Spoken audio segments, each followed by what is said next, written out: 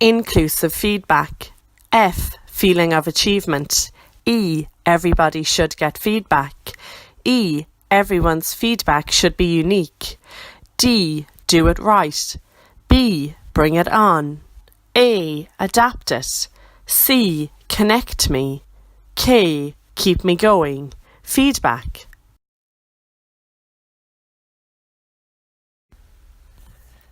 Feeling of achievement. Meaningful and effective feedback should give students a sense of achievement. Expression or demonstration of learning, no matter how small, should be recognised and rewarded. It should give students and teachers confidence to proceed in the teaching and learning. Achievements outside of expectations should be recognised too.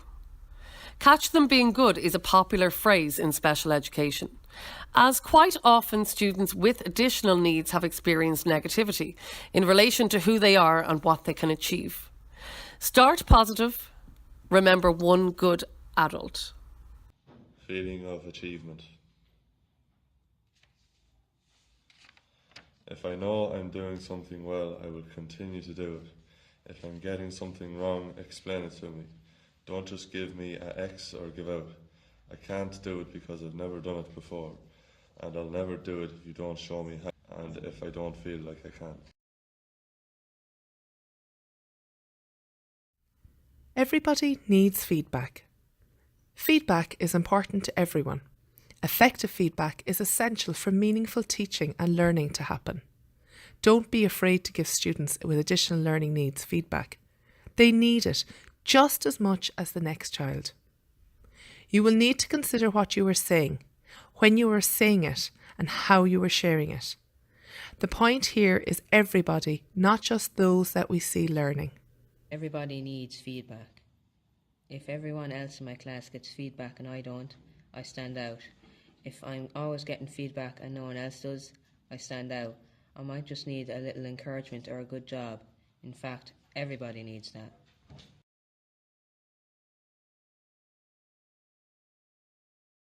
Feedback must be student-centred. Every student has a unique set of strengths, interests and needs. Therefore, effective feedback will be tailored to the individual student. It will have adequate and appropriate detail for the student and be focused on the learning. This could range from a pat on the shoulder to a thumbs up to well done to great idea, try this. Remember, not everyone likes overt feedback either. Everybody is unique. I don't like it when my teacher says great work, I love the way you, whilst holding up my piece of work. Please don't give me feedback out loud in front of a room full of friends, especially when I always get it right and they don't.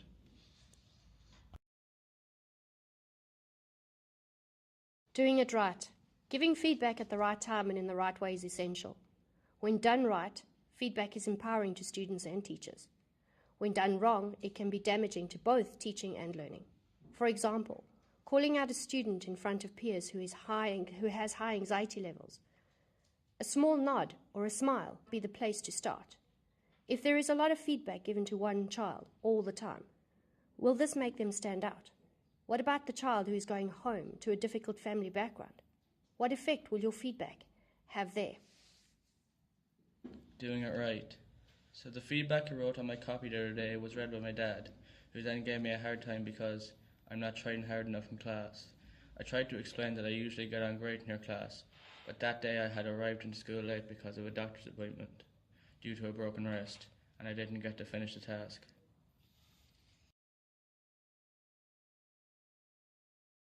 Bring it on. Make feedback relevant and on topic. This can only be done when it is explicitly tied to success criteria. Of course, other positive observations are welcome and will help to boost mindset, effort and performance, but be mindful of feedback that is unnecessary at that time. For example, marking a written paper and commenting on the student's spelling. Is spelling every word correctly a goal for that written piece? If not, think about how you can work on that student's spelling without marking his whole paper with red lines, or scribble, or SP marks, etc. P.S. Did you know that that student has dyslexia? Bring it on. Don't be afraid to give feedback to me, just make sure it links to the co-created success criteria in a way I understand. So, I might have been in the room when the success criteria were created, and I may have used my voice to agree to them, but you may need to make it explicitly clear to me the steps I need to reach that criteria.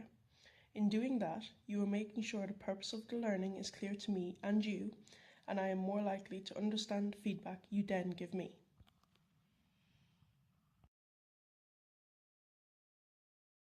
Adapt it. Flexibility is key.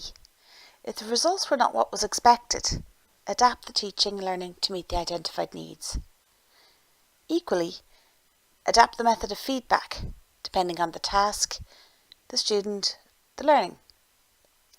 Think learning styles and multiple modes of representation, UDL, and apply that to feedback. Adapt it. So if I am not talking on board what you are saying in feedback, do I understand what you are saying? Can you try giving me feedback in another way? Model expectations, give me an example, praise small steps, and so on.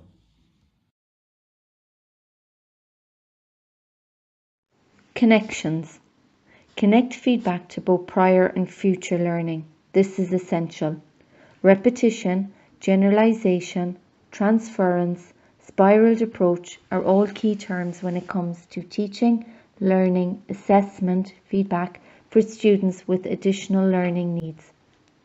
Use feedback as a means of connecting students with their peers.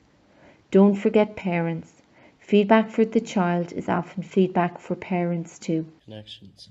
Really be careful about peer assessment and who you pair me up with. Model and be explicit on success criteria, and also give positive criticism so that it is a safe experience for me. Keep me going. Feedback should empower the students in their learning and the teachers in their teaching. The next steps for both students and teachers should be clear and actionable. Keep me going. What do I need to do next? Show me, tell me, show me again. Oh, this is a biggie. Tell me what I'm doing. The why is likely to be the who, and the initiative for me to act on their feedback.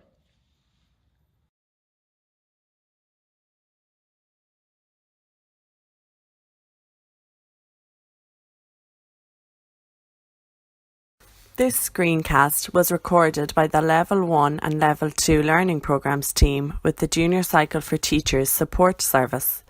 We'd like to thank the students and teachers who took part in this screencast on inclusive feedback.